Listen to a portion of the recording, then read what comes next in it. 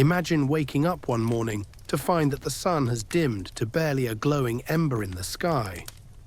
The air is thick with an unnatural haze, and a bone-chilling cold grips the earth even though it should be the height of summer. Crops wither and die in the fields. People begin to starve. And then, as if the world hadn't suffered enough, a deadly plague sweeps across continents, killing millions.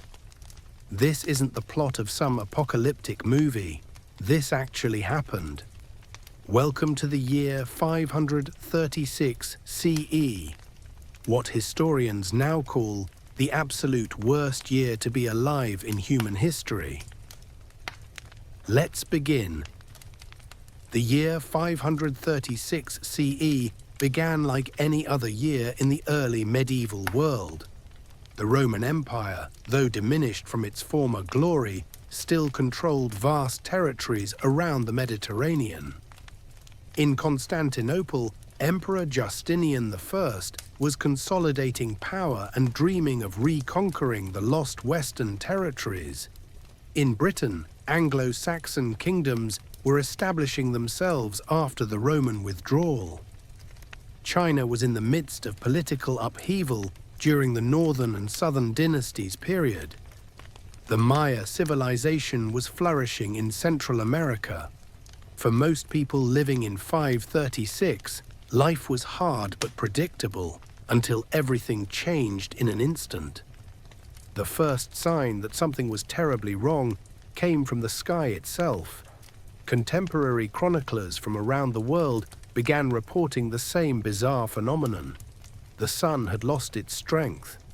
The Byzantine historian Procopius, writing from Constantinople, described it this way: "The sun gave forth its light without brightness, like the moon, during this whole year."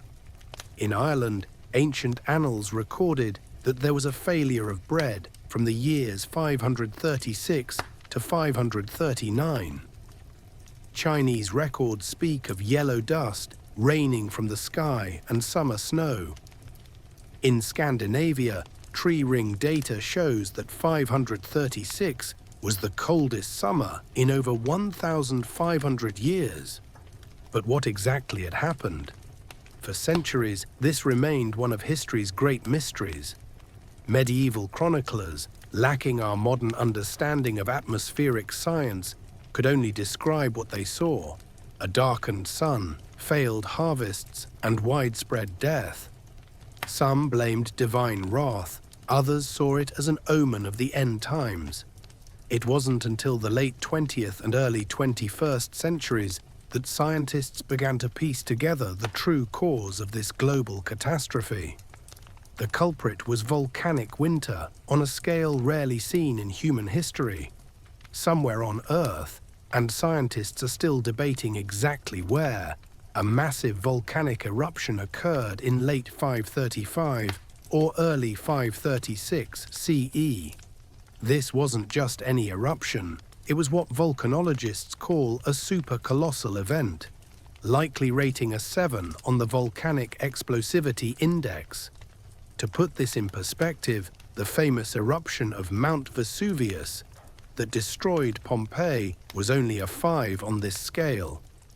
The 1815 eruption of Mount Tambora in Indonesia, which caused the year without a summer in 1816, was a 7. And that gives us some idea of what the world faced in 536, except this eruption may have been even larger. The leading candidate for the source of this eruption is a volcano called Ilopango in El Salvador. Evidence suggests that Ilopango experienced a catastrophic eruption around this time, spewing an estimated 84 cubic kilometers of volcanic material into the atmosphere. Other scientists point to volcanic activity in Indonesia, or even multiple simultaneous eruptions around the Pacific Ring of Fire. Regardless of the exact source, the result was the same: massive quantities of volcanic ash, sulfur dioxide, and other particles were hurled high into the stratosphere. These particles created what scientists call a nuclear winter effect, though in this case it should be called a volcanic winter. The volcanic debris formed a thick veil around the entire planet, blocking and scattering sunlight before it could reach the Earth's surface. Global temperatures plummeted by an estimated 1.5 to 2.5 degrees Celsius, which might not sound like much, but represents a climate shift equivalent to a minor ice age. The immediate effects were devastating. Across Europe, the Middle East, Asia, and the Americas, the growing season of 536 was a complete disaster. Crops that had been planted in spring simply couldn't grow without adequate sunlight and warmth. In many regions, summer temperatures were so low that frost occurred even in traditionally warm months. Archaeological evidence from tree rings shows that plant growth virtually stopped in many parts of the world. In the Byzantine Empire, the effects were catastrophic. Constantinople, one of the world's largest cities at the time, with perhaps 500,000 inhabitants, suddenly found itself facing severe food shortages. The empire's breadbasket regions in Egypt and Anatolia saw crop yields collapse. Emperor Justinian, who had been planning expensive military campaigns to reconquer the Western Roman Empire, suddenly found his treasury drained by the need to import grain from wherever it could be found. The situation was even worse in Northern Europe. In Ireland, the annals record that the failure of bread lasted for 3 full years, from 536 to 539. This wasn't just a single bad harvest. It was a multi-year famine that pushed Celtic society to the brink of collapse. Archaeological evidence suggests that many settlements were simply abandoned during this period. In Scandinavia, where the climate was already marginal for agriculture, the volcanic winter pushed many communities past the point of survival. But perhaps nowhere was hit harder than the British Isles. The Anglo-Saxon kingdoms that had recently established themselves after the Roman withdrawal found their new settlements facing an existential crisis. Many historians now believe that the disasters of 536 to 539 contributed significantly to the period we call the Dark Ages in Britain.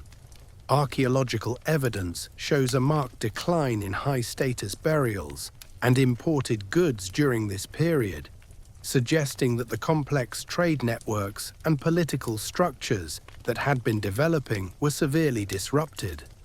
In China, the volcanic winter compounded existing political instability.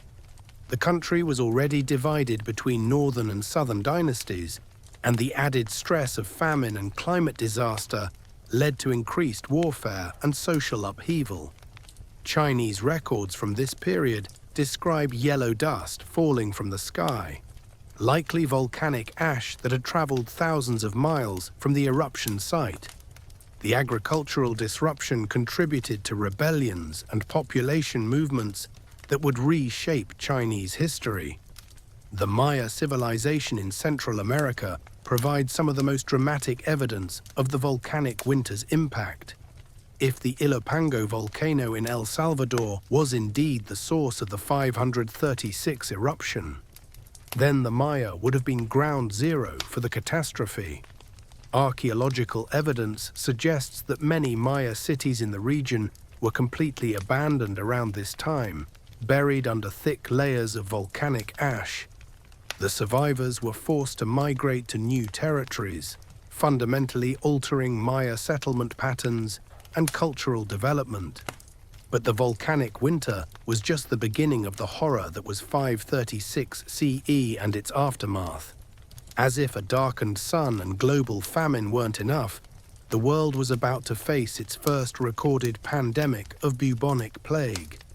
The plague of Justinian, as historians now call it, began in 541 CE, just 5 years after the volcanic catastrophe, and would go on to kill an estimated 25 to 50 million people over the next 2 centuries. The connection between the volcanic winter and the plague pandemic wasn't coincidental. The climate disruption and famine of 536 to 539 created perfect conditions for disease to spread. Weakened populations with compromised immune systems were far more susceptible to infection. The social disruption caused by the famine led to increased migration and trade disruption, both of which helped spread diseases across continents. Most importantly, the ecological disruption may have changed the behavior patterns of the rats and fleas that carried the plague bacteria.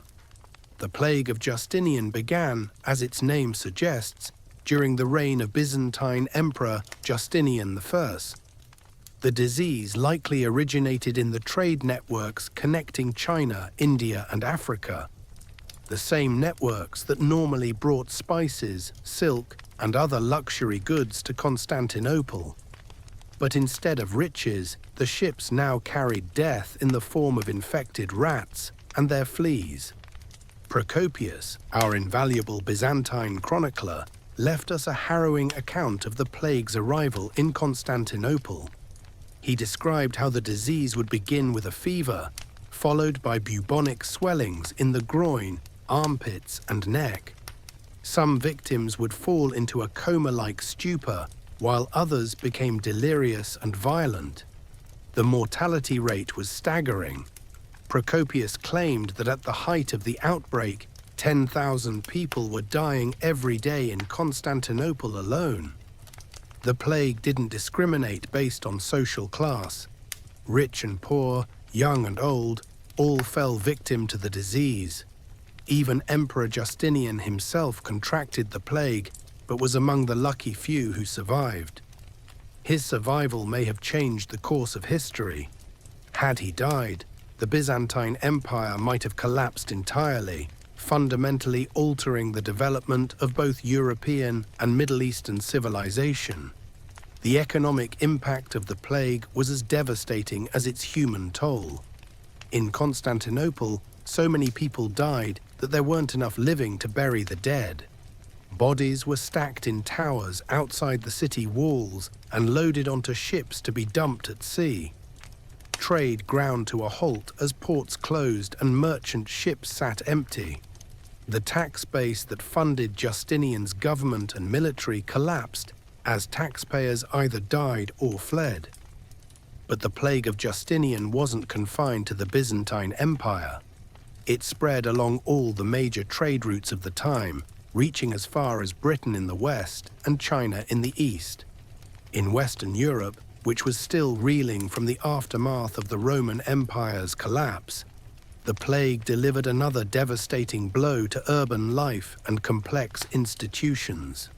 Many historians argue that the plague pandemic, coming so soon after the volcanic winter, helped ensure that the early medieval period would be marked by economic and cultural regression rather than recovery. The psychological impact of these dual catastrophes cannot be overstated. People living through 536 and its aftermath had no scientific framework for understanding what was happening to them. The darkened sun seemed to herald the end of the world itself.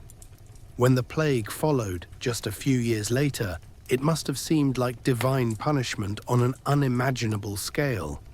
Religious interpretations of these events varied across cultures, but almost all saw them as supernatural in origin. Christian chroniclers interpreted the disasters as signs of the coming apocalypse or punishment for humanity's sins. In the Byzantine Empire, some saw the plague as God's judgment on Justinian's policies or his theological positions. Pagan communities that still existed in remote areas sometimes saw the disasters as evidence that the old gods were angry about the spread of Christianity. These religious and psychological responses had important historical consequences. The disasters of 536 and the following years contributed to increased religiosity and apocalyptic thinking throughout the medieval world. In some regions, this led to religious revival and the strengthening of Christian institutions. In others, it contributed to social upheaval and the rise of new religious movements. The archaeological record provides stark evidence of how thoroughly these disasters disrupted human societies. Across Europe, archaeologists have found evidence of settlement abandonment, reduced trade in luxury goods, and a general decline in material culture that lasted for decades. In Britain, the number of high-status burials drops dramatically after 536, suggesting either population loss or social collapse among the elite classes. Tree ring data from around the world tells the same story. The rings from 536 are among the narrowest on record, indicating severely stunted growth due to the lack of sunlight and warmth. This pattern continues for several years, showing that the climate disruption wasn't a single-year event, but a prolonged crisis that lasted well into the 540s. Ice core data from Greenland and Antarctica provides additional confirmation of the volcanic winter. These ice cores contain layers of volcanic ash and sulfur compounds that can be precisely dated to 536 CE, providing scientific proof of the global nature of the catastrophe. The chemical composition of these deposits has helped scientists identify the likely sources of the eruption and understand its magnitude. But perhaps the most poignant evidence comes from the written records left by people who lived through these events. Cassiodorus, a Roman senator and writer, described the strange appearance of the sun and the failure of the seasons. Gregory of Tours, writing in Gaul, recorded widespread famine and social upheaval. The Irish Annals of Ulster simply state, a failure of bread from the years 536 to 539 AD. These brief entries represent unimaginable human suffering compressed into a few words. The long-term consequences of 536 and its aftermath shaped the development of medieval civilization in ways that are still being understood by historians. The demographic collapse caused by famine and plague created labor shortages that may have contributed to the development of serfdom and feudalism. The disruption of trade networks accelerated the decline of urban centers and the ruralization of European society. In the Byzantine Empire, the disasters forced Emperor Justinian to abandon his ambitious plans for reconquering the Western Roman Empire. The resources that might have been used for military campaigns had to be redirected to dealing with the immediate crisis of keeping his remaining territories from collapsing entirely. This shift in priorities had profound implications for the balance of power between the Byzantine Empire and its rivals, including the emerging Islamic powers to the south. The plague of Justinian also had important evolutionary consequences. The bacteria that causes bubonic plague, Yersinia pestis, appears to have undergone significant genetic changes during this first pandemic. These changes may have made the bacteria more virulent and better adapted to spreading among human populations. This evolutionary development would have tragic consequences centuries later when the same bacterial lineage would cause the even more devastating Black Death of the 14th century. Climate historians now recognize 536 as marking the beginning of what they call the Late Antique Little Ice Age, a period of cooler global temperatures that lasted until around 660 CE. This climatic shift had far-reaching effects on human societies across the globe. In Northern Europe, it may have contributed to the migration of peoples southward, adding to the political instability of the post-Roman world.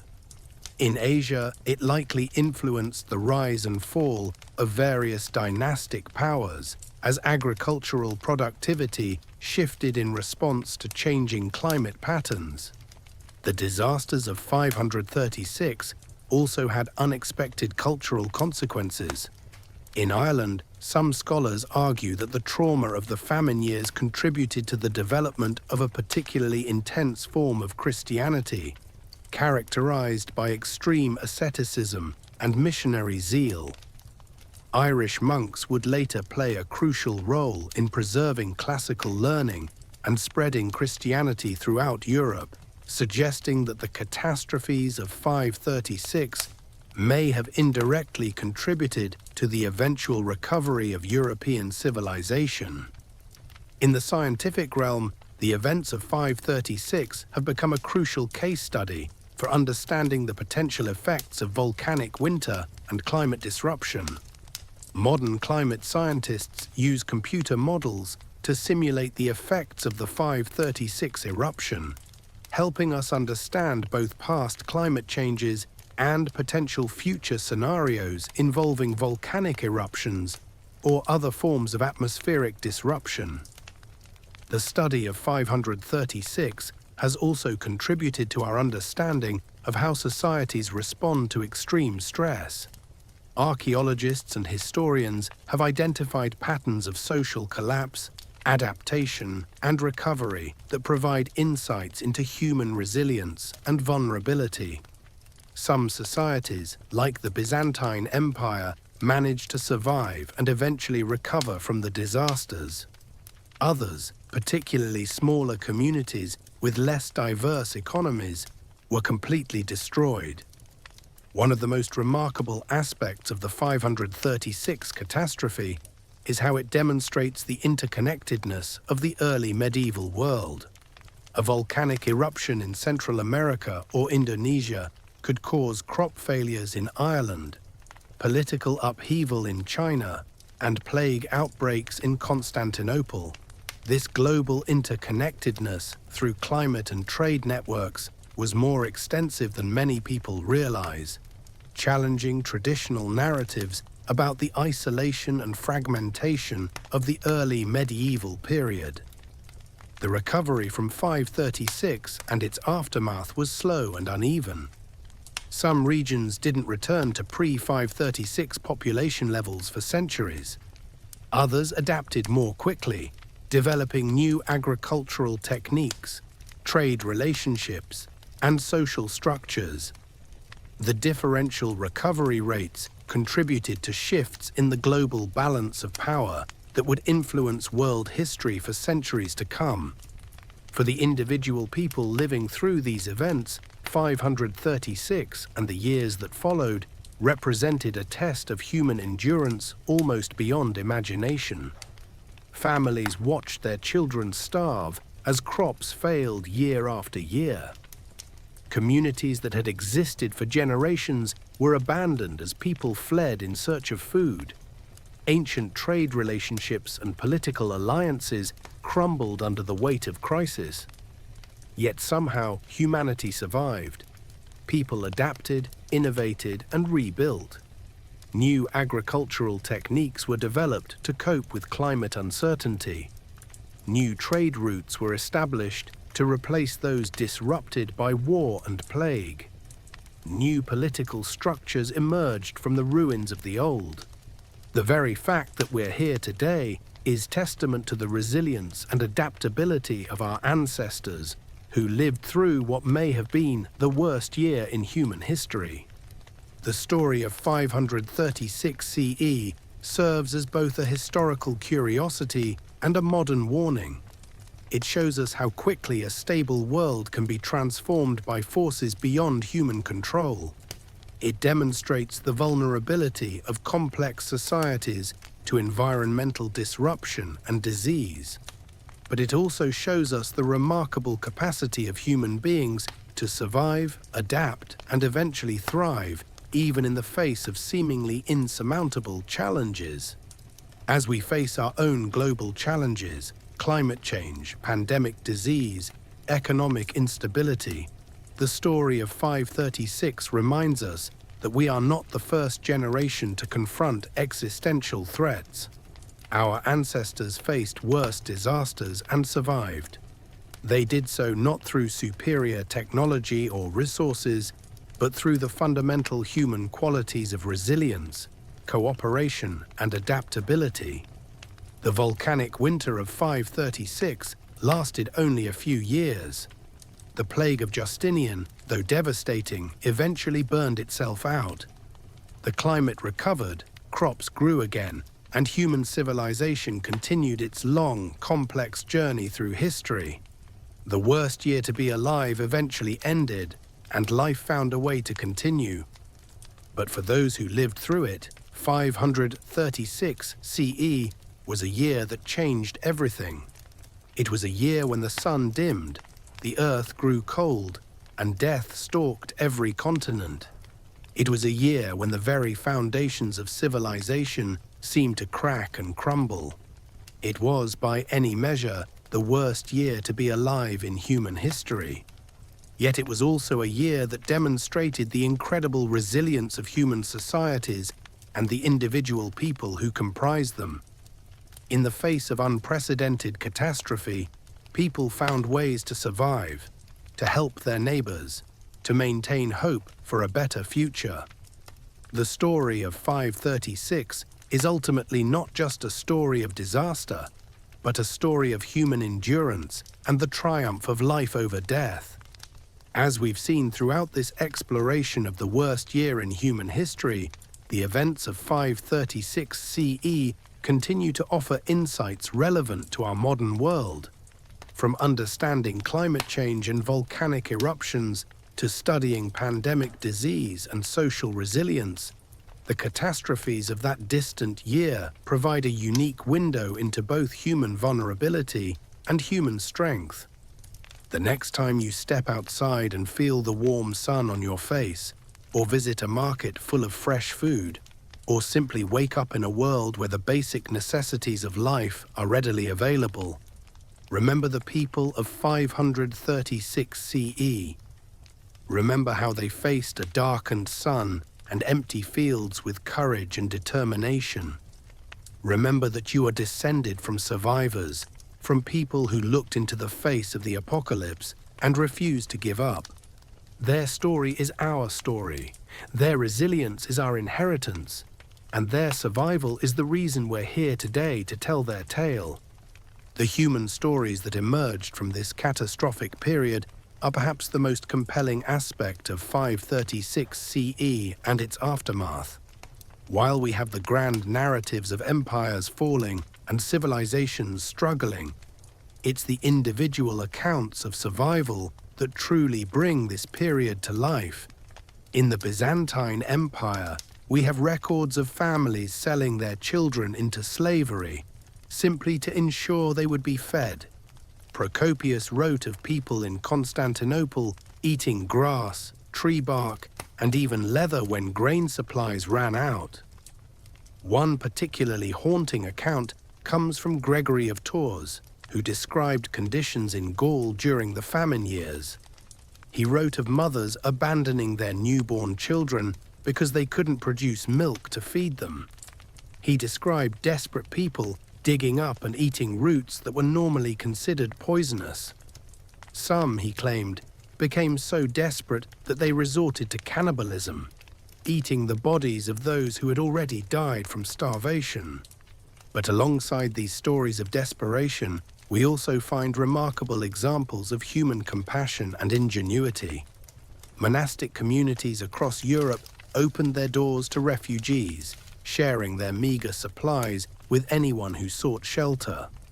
In Ireland, the great monastery of Clonmacnoise became a centre for distributing what little food could be found to the surrounding population.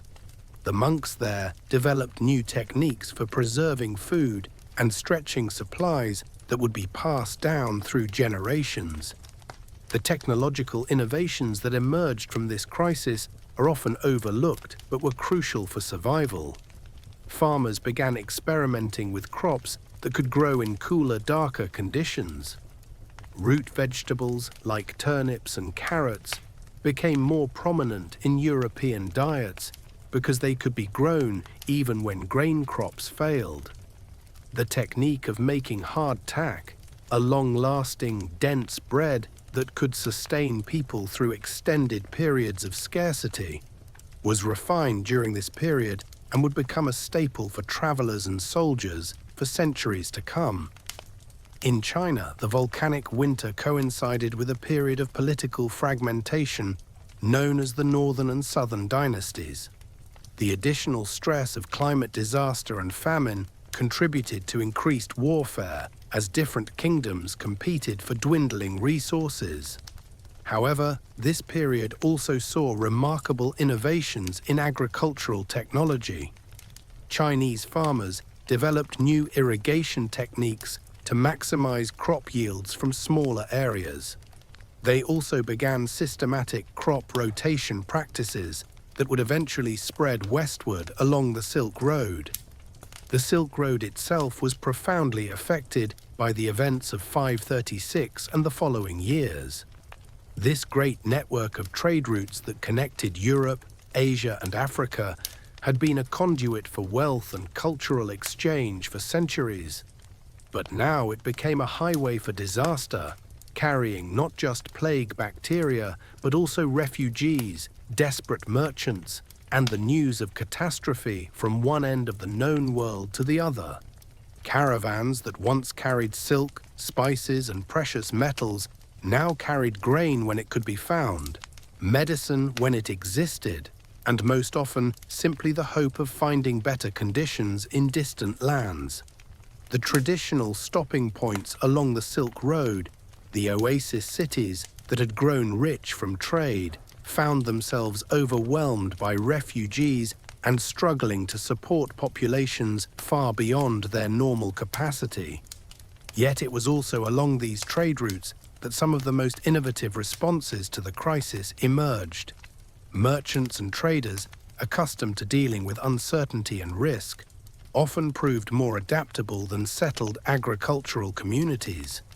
They developed new preservation techniques for food, new methods of water purification, and new systems for sharing information about conditions in distant regions. The plague that followed the volcanic winter created its own set of human dramas. Unlike the slow starvation of the famine years, the plague of Justinian struck with terrifying speed. Families would go to bed healthy and wake to find loved ones dead or dying. The social fabric of communities was torn apart as people fled from infected areas or isolated themselves in desperate attempts to avoid contagion. In Constantinople, Emperor Justinian himself fell ill with the plague around 542 CE. For days, the fate of the entire Byzantine Empire hung in the balance as the emperor lay near death. His survival was seen by many as miraculous, but it came at a cost. The disease left him weakened, and according to some contemporary accounts, changed his personality. The ambitious military campaigns he had planned to reconquer the Western Roman Empire were abandoned, not just due to lack of resources, but because the emperor himself seemed to lose the drive that had once defined him. The plague created heroes as well as victims. Physicians like Alexander of Tralles risked their lives to treat patients, developing new medical techniques in the process. While their understanding of disease was limited by the medical knowledge of the time, they made important observations about the progression of the plague and potential treatments. Some of their writings would influence medical practice for centuries to come. Religious figures also played crucial roles during this period. In many communities, priests and monks were among the few who continued to care for the sick and dying when others fled. Their actions often came at great personal cost. Many died from the plague themselves.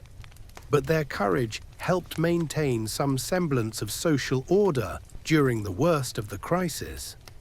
The archaeological evidence from this period tells stories that written records cannot. Excavations across Europe have revealed mass burial sites from the plague years, where hundreds of bodies were interred hastily and without the usual grave goods that would indicate proper funeral rites. These graves speak to the overwhelming nature of the mortality and the breakdown of normal social customs. But archaeology also reveals the remarkable speed with which some communities adapted to their new circumstances. In Anglo-Saxon England, archaeological evidence suggests that some settlements completely changed their economic basis during this period. Communities that had previously relied on grain agriculture switched to animal husbandry or specialized crafts. Some coastal communities turned to fishing and marine resource exploitation when land-based food sources failed. The genetic legacy of this period is still visible today. Population geneticists have identified what they call a bottleneck in European DNA that dates to roughly this period, indicating a severe reduction in population followed by rapid expansion from the survivors. This genetic evidence supports the historical accounts of massive mortality, followed by gradual recovery. Interestingly, this genetic bottleneck may have had unexpected benefits for later European populations. The survivors were likely those with some natural resistance to plague or better access to resources during the famine years.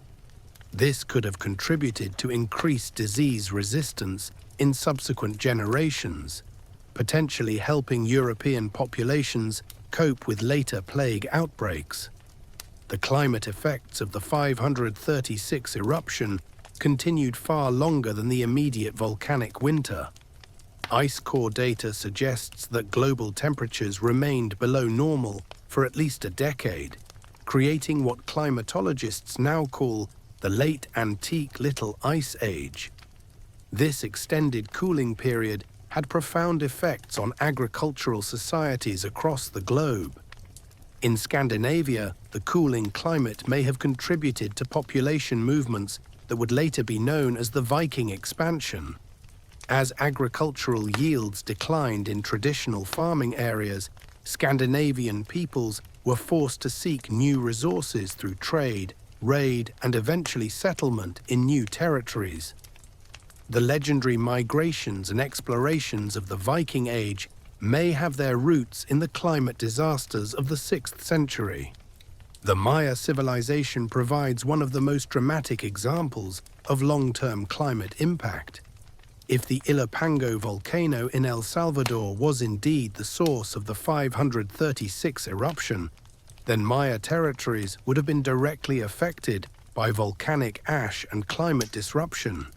Archaeological evidence suggests that many classic period Maya cities were abandoned during this time, with populations moving to new areas or reverting to simpler forms of social organization. This Maya example illustrates an important point about the differential impacts of the 536 catastrophe. While some societies collapsed entirely, others proved remarkably resilient.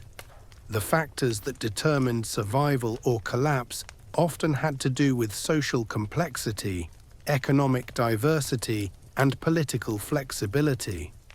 Societies with multiple sources of food, diverse trade networks, and adaptable political structures were more likely to survive than those dependent on single crops or rigid hierarchical systems.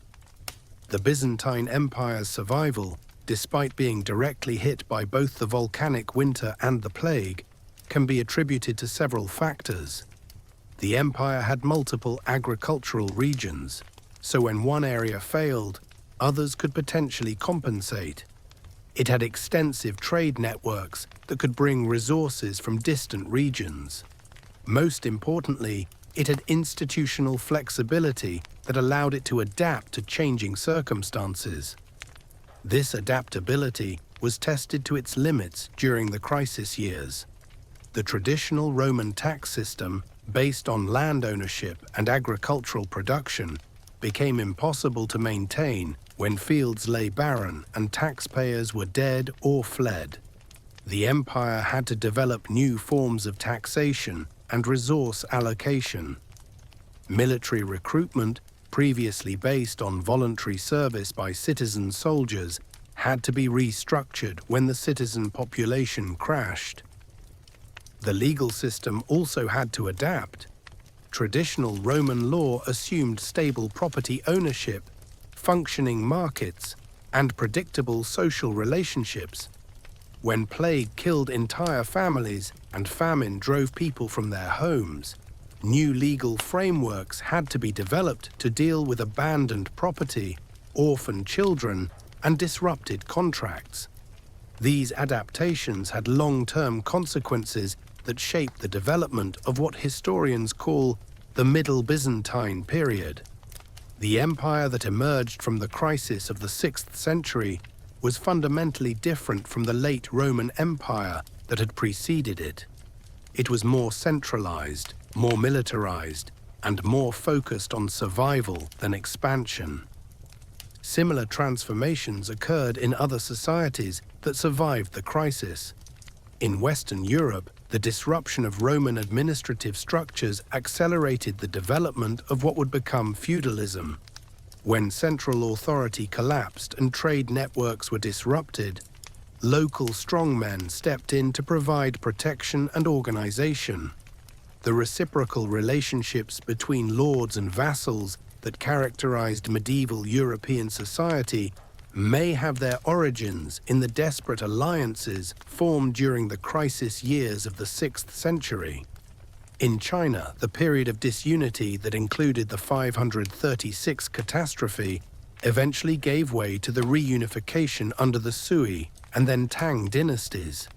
The experience of surviving climate disaster and social upheaval may have contributed to the development of more robust and flexible governmental systems that characterized these later dynasties. The religious and cultural impacts of the 536 crisis extended far beyond the immediate disaster years. The experience of living through what seemed like the end of the world had profound effects on how people understood their place in the cosmos and their relationship with the divine. In Christian communities, the disasters were often interpreted through apocalyptic frameworks drawn from biblical prophecy. The darkened sun seemed to fulfill predictions from the book of Revelation about the end times. This led to increased religious fervor in some communities and to the development of new forms of Christian practice focused on preparation for the second coming. However, when the world didn't end and life gradually returned to something approaching normalcy, these apocalyptic interpretations had to be revised. Theologians developed new understandings of divine providence that could account for massive suffering without necessarily signaling the immediate end of the world. These theological developments would influence Christian thought for centuries to come.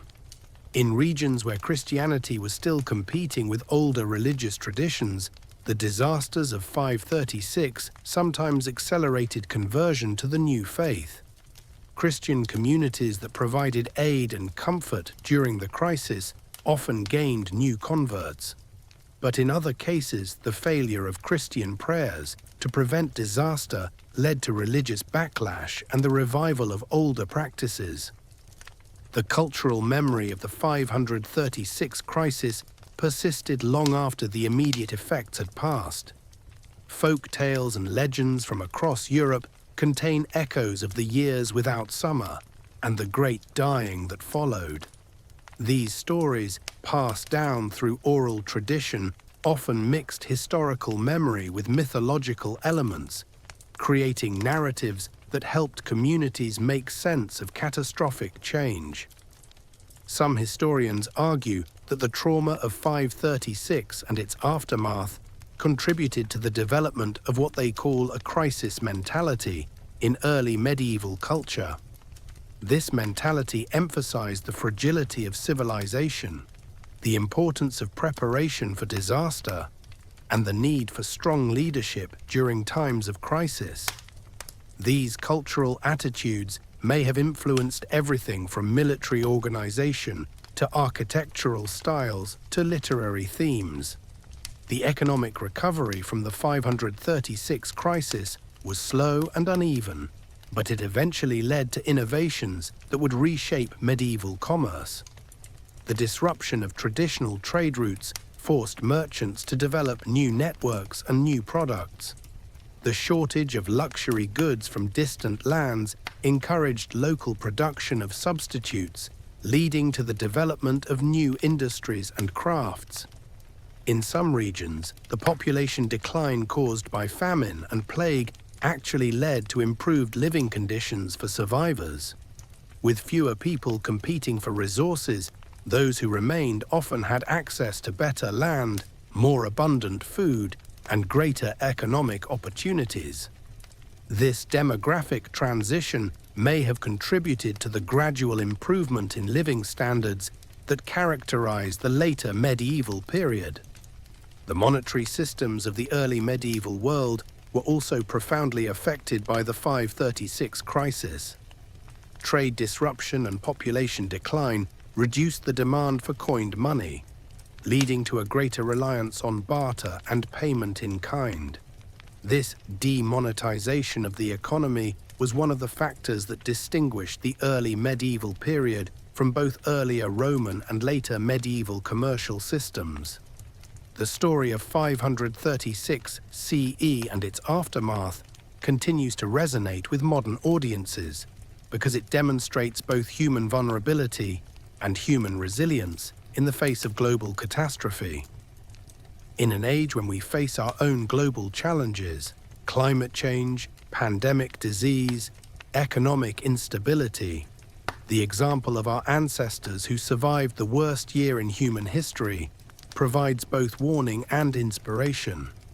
The scientific study of the 536 catastrophe has also contributed to our understanding of modern risks.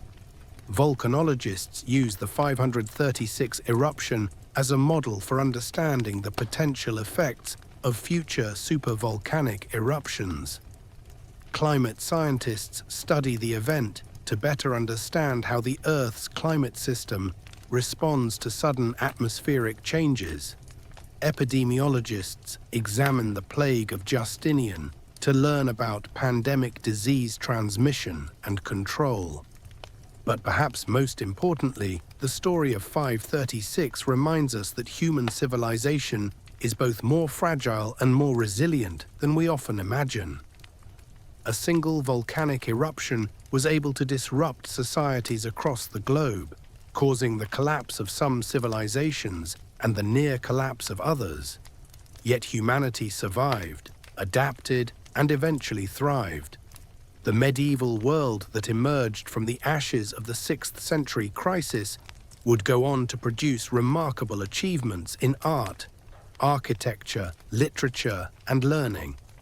The individuals who lived through 536 CE could not have imagined that their suffering and sacrifice would contribute to the survival and eventual flourishing of human civilization. They simply did what humans have always done in times of crisis. They adapted. They helped their neighbors when they could. They preserved what knowledge and culture they were able to save, and they hoped for a better future. If you've been captivated by this journey through one of history's darkest chapters, there's so much more to explore in the interconnected stories of human survival and adaptation. The ripple effects of 536 CE touched every corner of the medieval world and continue to influence our understanding of climate, disease, and social resilience today. Make sure to like this video and subscribe to the channel. Your engagement truly helps us continue producing these deep dives into the moments that shaped our world. And if you want to continue exploring how humanity has faced its greatest challenges throughout history, check out our next video where we'll examine another pivotal moment when civilization hung in the balance.